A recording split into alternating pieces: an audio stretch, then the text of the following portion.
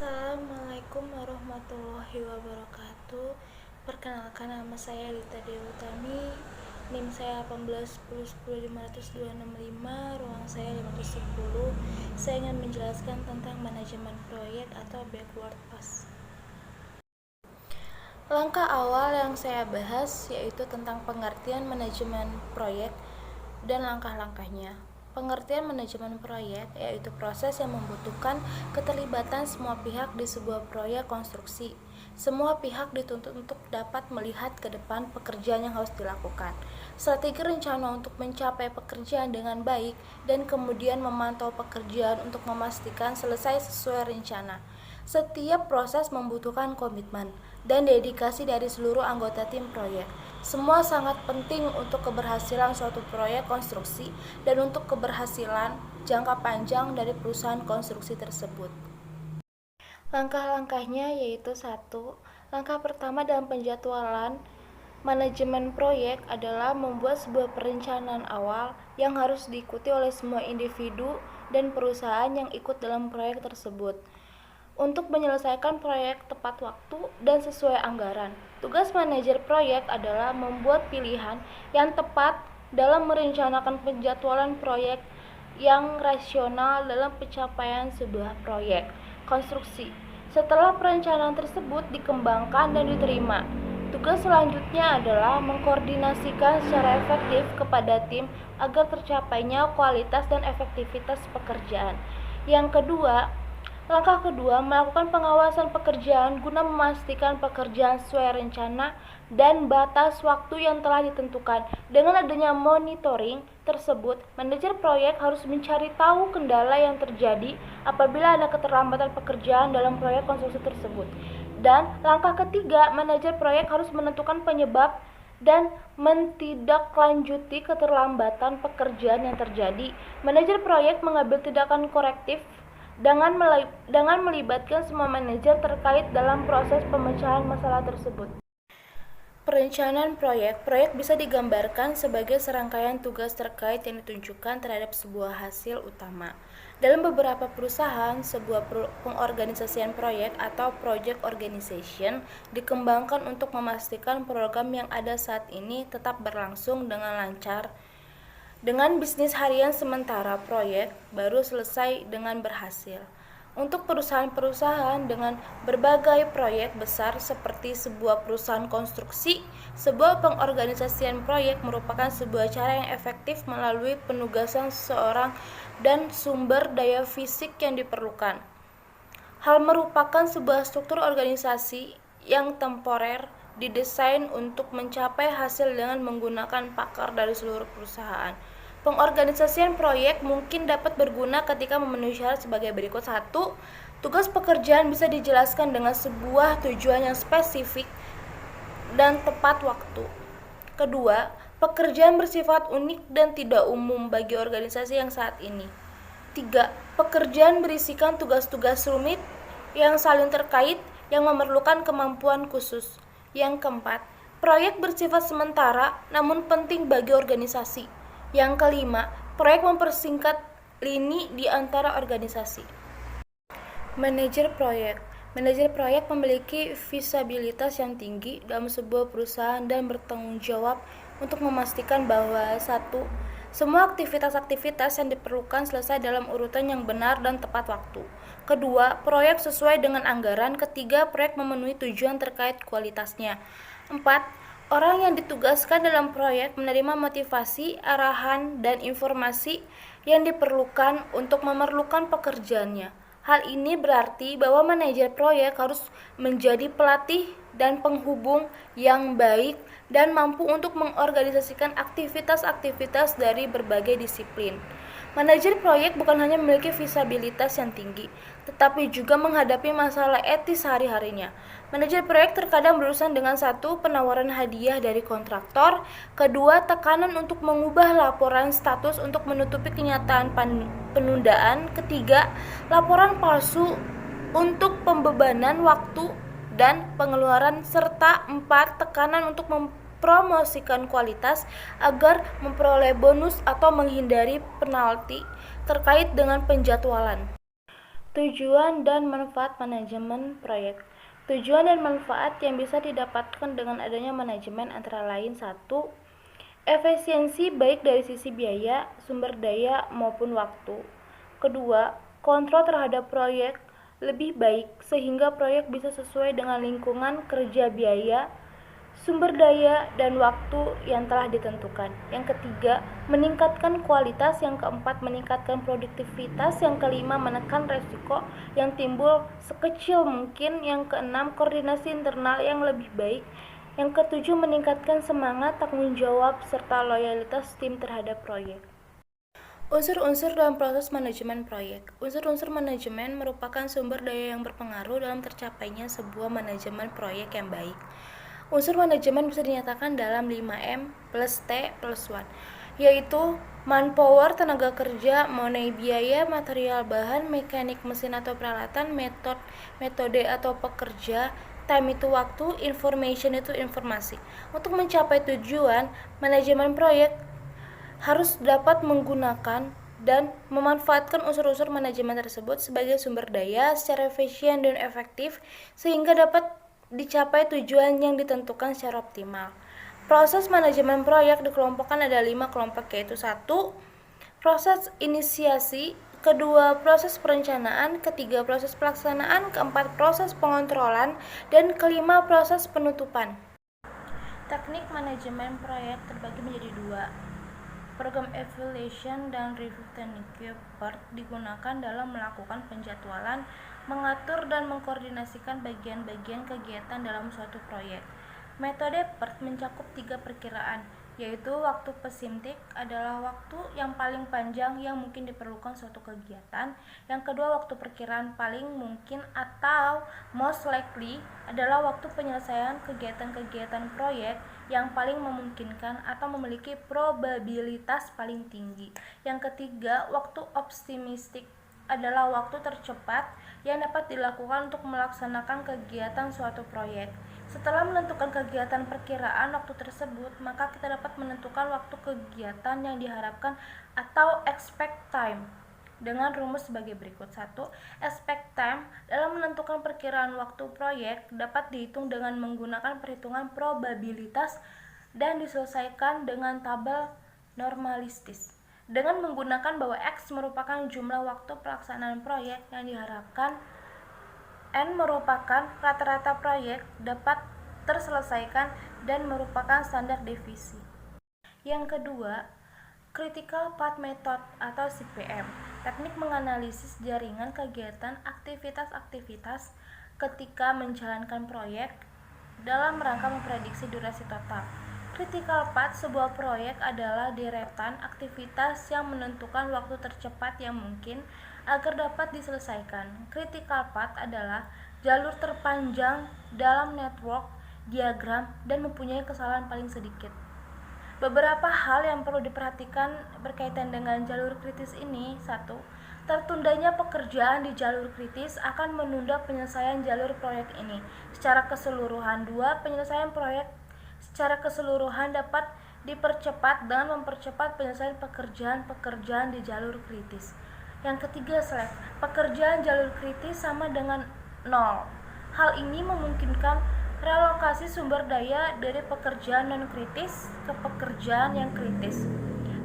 Istilah dalam CPM itu ada earliest event occurrence time, saat terjadinya suatu peristiwa. Ada juga latest event occurrence time, saat paling lambat yang masih diperbolehkan bagi suatu peristiwa terjadi. Ada juga ES atau earliest activity start time, waktu mulai paling awal suatu kegiatan. Bila waktu mulai dinyatakan dalam jam, maka waktu ini adalah jam paling awal kegiatan dimulai. Ada juga EF atau earliest activity finish time, waktu selesai paling awal suatu kegiatan. EF suatu kegiatan terdahulu, ES kegiatan berikutnya. Ada juga LS, yaitu latest activity start time, waktu paling lambat kegiatan boleh dimulai tanpa memperlambat proyek. Iya, saya mau ngebahas tentang soal CPM yang seperti ini. Di sini saya sudah kasih clue-nya, mencari jalur kritis yaitu maju itu cari maksimum dan mundur itu cari minimum.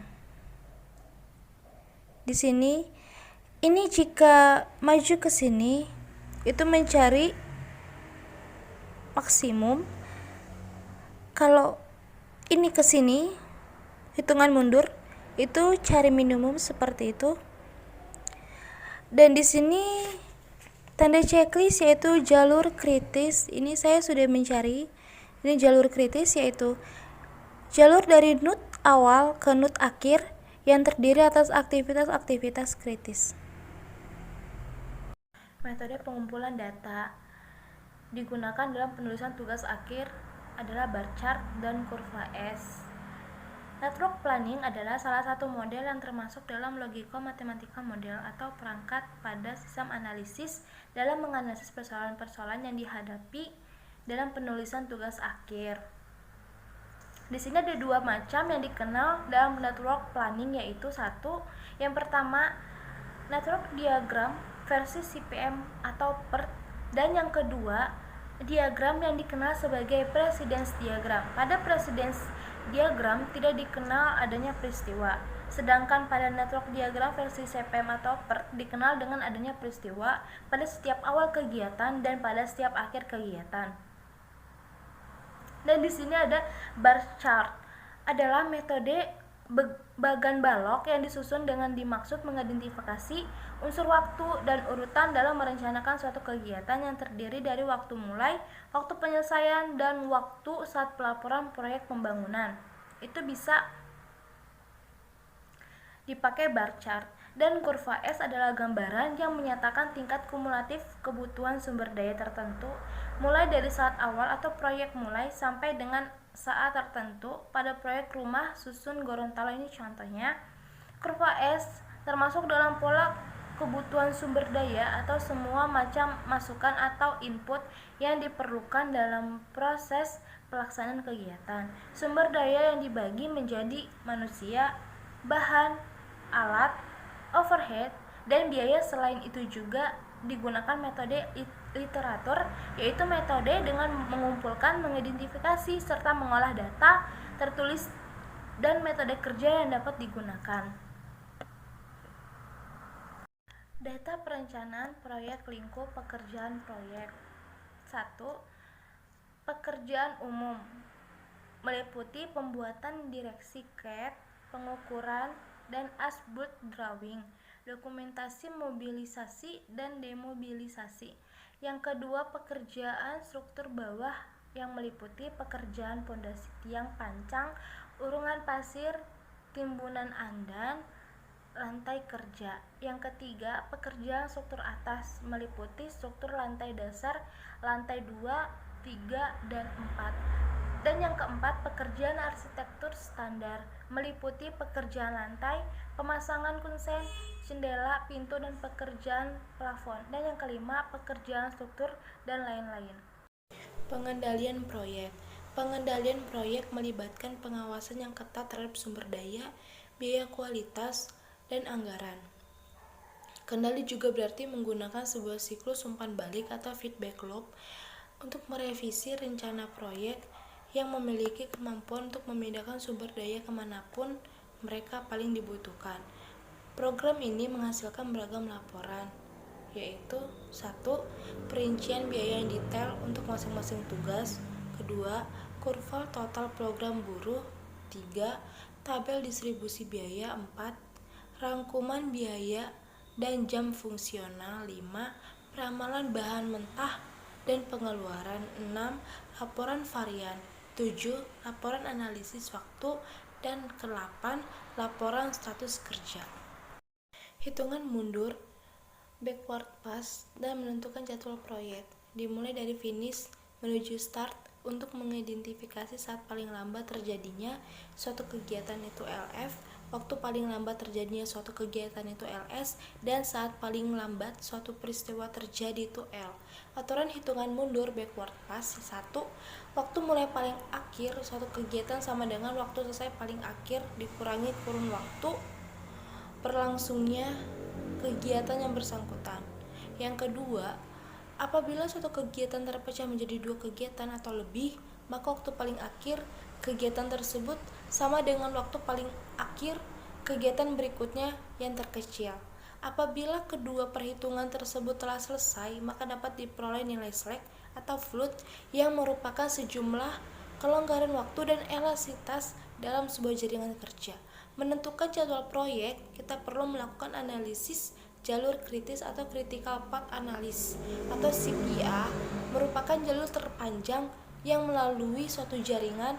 Untuk menentukan jalur kritis, kita perlu menghitung waktu awal dan akhir untuk masing-masing aktivitas sebagai berikut. 1. Permulaan paling awal adalah waktu paling awal di mana sebuah aktivitas bisa dimulai. Asumsikan semua aktivitas pendahulunya telah selesai.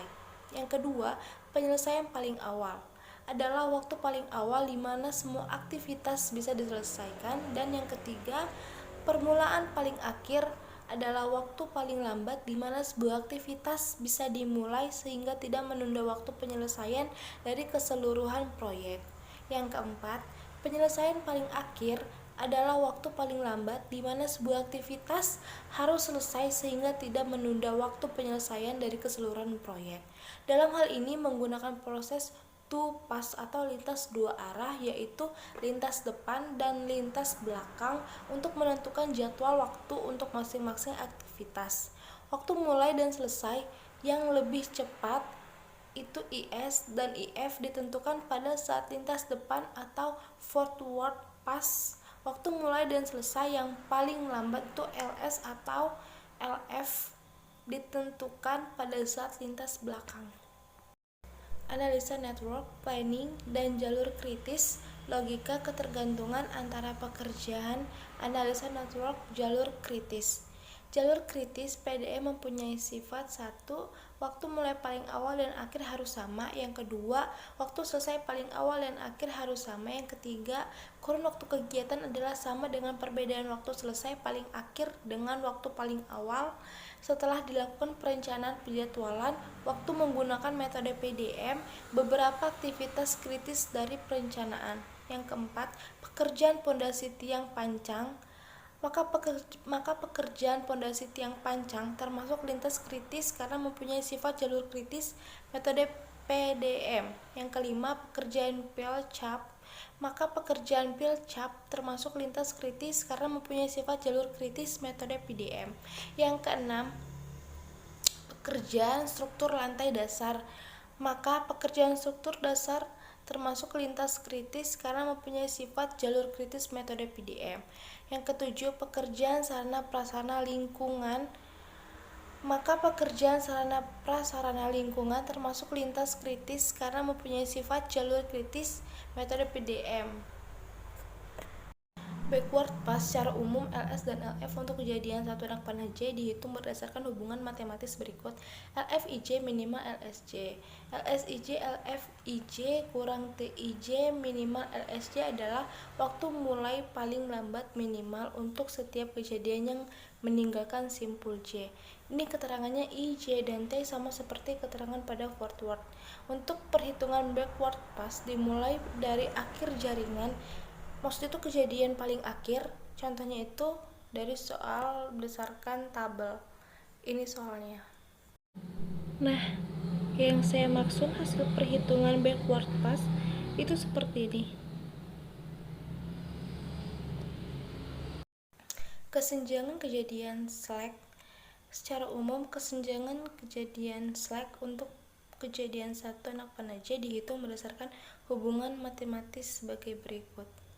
Keterangannya itu S2 slack itu SIJ sama dengan LSIJ kurang ESIJ atau SIJ sama dengan LFIJ kurang EFIJ. I dan J sama seperti keterangan pada sebelumnya. Contoh soalnya seperti ini yang saya tulis. Nah, seperti ini diagram hasil perhitungan slack.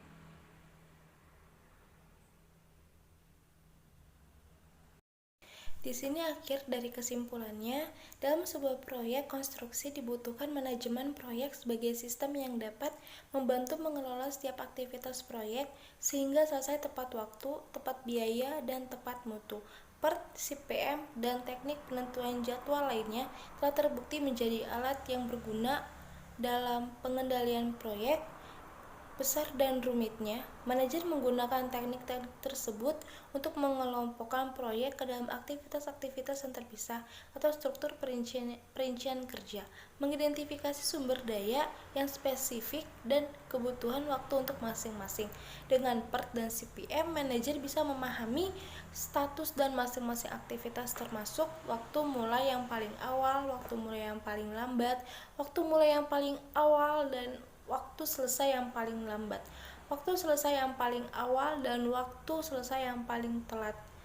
Dengan mengendalikan trade-off antara ES dan LS, manajer bisa mengidentifikasi aktivitas-aktivitas yang memiliki waktu perpanjangan dan bisa menyelesaikan alokasi sumber daya mungkin dengan memperlanjut sumber daya. Manajemen proyek yang efektif juga kemungkinan manajer untuk fokus pada aktivitas-aktivitas yang terpenting bagi penyelesaian proyek yang tepat waktu. Dengan memahami jalur kritis proyek, mereka mengetahui di mana proses mempersingkat membuatnya menjadi lebih ekonomis. Manajemen proyek yang lebih baik juga memungkinkan perusahaan untuk secara efisien menciptakan produk dan jasa untuk pasar global dan merespons secara efektif terhadap kompetisi global. Terima kasih.